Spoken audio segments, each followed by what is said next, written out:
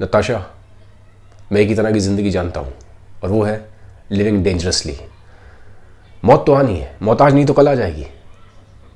इससे क्या फ़र्क पड़ता है कि हम 40 में मरे या 80 में। मेरे लिए मैटर करता है कि मैं जब तक जीऊँ तब तक मैं ज़िंदगी अपने हिसाब से जीऊँ। जो मैं जीना चाहता था मैं उसको जी पाऊँ। मैं दूसरों के हिसाब से नहीं जी सकता, मैं दुनिया के हिसाब से नहीं जी सकता। मैं नहीं हूँ, I am not built that way, I am not wired that way. मैं अपने हिसाब से जीता हूँ और अपने हिसाब से ही जीऊँगा। पर क्या तुम मरने से ही डरते रॉकी? बिल्कुल भी नहीं।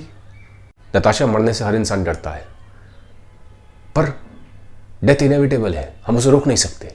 तो उसको लेके अननेसेसरी के फियर पालना, इसका कोई सेंस नहीं है। और सच बोलूं तो डेथ से भी ज़्यादा फियर है मेरे अंदर अनलिव्ड लाइफ का। मैं अनलिव्ड लाइफ के रिग्रेट्स लेके नहीं मरना चाहता। मैं ऐसे जीना चाहता हूं कि जब मौत भी आए ना तो वो भी डरे, वो भी ट्रेम्बल करे कि वो किसको लेने आई है। I want to live intensely, passionately. तुम एक फ्री मैन हो रॉकी। काश मेरे अंदर भी इतना करेज होता, काश मैं भी तुम्हारी तरह जी पाती। पर मैं बाउंडेड हूँ, मेरी फैमिली है, हस्बैंड है, बच्चे हैं। मैं तुम्हारी तरह नहीं जी सकती, पर काश शायद मैं भी जी पाती। काश मेरे अंदर भी तुम्हारी जितना करेज होता। कोई लाइफ परफेक्ट नहीं होती नताशा, ये बात ध्यान रखना। ऊपर से देखने में सबकी लाइफ बहुत अच्छी लगती है, पर हर रास्ते में कांटे होते हैं। हम लाइफ में चॉइसेस लेते हैं, हमारे पास 2 चॉइसेस होती हैं और ये हमारे ऊपर है कि हम कौन सी चॉइस लेते हैं। We choose our suffering and we choose our happiness. और हम जो भी रास्ता चूज करें उसका हमें प्राइस पे करना पड़ता है। तुम्हें क्या लगता है कि मैं एक फ्री मैन की ज़िंदगी जीता हूं तो मेरी ज़िंदगी बहुत आसान है? ये तुम्हारी गलत फहमी है। तुम जानती हो मैं उस रास्ते पे चलता हूं जिस रास्ते पे बहुत ही रेयर लोग चलते हैं, अनट्रॉडन पाथ्स। बट ये रास्ता आसान नहीं है, सफरिंग है, लोनलीनेस है, सोसाइटी आपको ताने मारती है। इतना आसान नहीं है फ्री मैन का पाथ। देखने में लगता है दूर से, पर मैं जानता हूं how much pain I have to bear. It's not easy, so you have to pay the price. ऊपर से तुम्हें लग रहा है कि क्या जिंदगी जी रहा है, फ्री है, पर नहीं। हर चीज की कीमत है, वो कीमत मैं चुकाता हूं। लोनलीनेस से, ताने सुन के। ये समाज ताने मारता है, ये समाज नहीं देखना चाहता है एक ऐसे इंसान को जो जिंदगी अपने हिसाब से जिए। समाज चाहता है कि तुम उसके हिसाब से जियो, और फ्री मैन जीता है अपने हिसाब से। वो किसी आइडियोलॉजी में बिलीव नहीं करता। मैं किसी ऐसी चीज में बिलीव नहीं करता जो इंसान को इंसान से अलग करे। और इससे समाज को दिक्कत हुई है, हमेशा दिक्कत हुई है। समाज बर्दाश्त नहीं करता इन्हें। इमोशनल डैमेज सहना पड़ता है, मोटी चमड़ी का होना पड़ता है, दिल को पत्थर बनाना पड़ता है, तब जी सकता है आदमी फ्री मैन। फिर कहता हूं जो तुम्हें लग रही है ना मेरी लाइफ बहुत आसान है, बड़ी अय्याशी की जिंदगी है, फ्री मैन की जिंदगी जी रहा है। इतना आसान नहीं है नताशा। मैंने प्राइस पे किया है जो तुम्हें दिखाई नहीं देता। Reality is much beyond what meets the eye. जो आंखों को दिखता है सच्चाई सिर्फ वो नहीं है। अब नताशा सरप्राइज्ड है क्योंकि उसको लगता था रॉकी की लाइफ तो बिल्कुल परफेक्ट है, फ्री मैन है, शादी नहीं करी, कोई जिम्मेदारी नहीं है। बट आज जब उसकी बातचीत हो रही है रॉकी से, 11 साल बाद मिला है उसको रॉकी। 11 साल बाद एक ओपन पार्क में बेंच पे बैठे हैं, क्योंकि रॉकी ने उसको मैसेज किया था रात को। मैंने बताया था आपको पिछले वीडियो में। उसने मैसेज किया था कि मुझे मिलना है, मैं तुम्हारे शहर में हूं। तो आज वो मिल रहा है उससे, 11 साल बाद मिला है।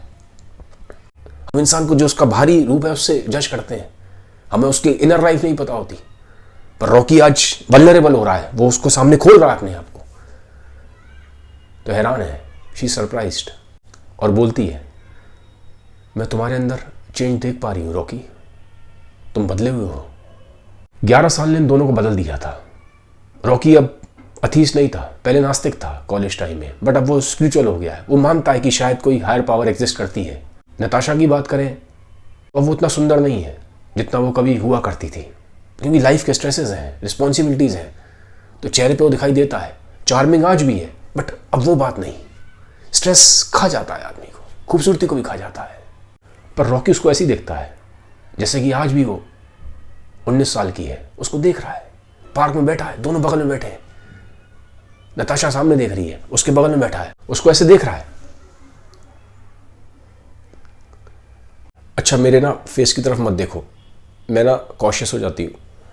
ठीक है नहीं देखूँगा, बट ये बिल्कुल वैसा ही है जैसे कि तुम एक फ्लावर को बोल रही हो कि वो सन की डायरेक्शन में ग्रो ना करे।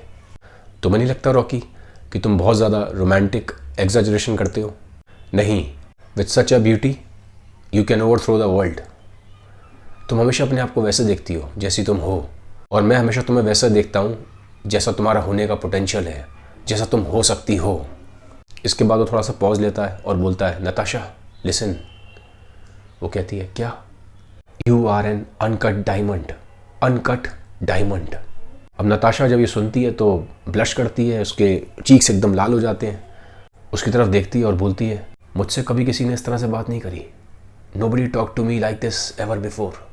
और रॉकी स्माइल करता है, अपने मन ही मन सोचता है, बोलता नहीं है लेकिन मन ही मन सोचता है, क्योंकि तुम्हें कभी किसी ने मेरी तरह प्यार भी नहीं किया। Nobody loved you the way I have loved you, Natasha.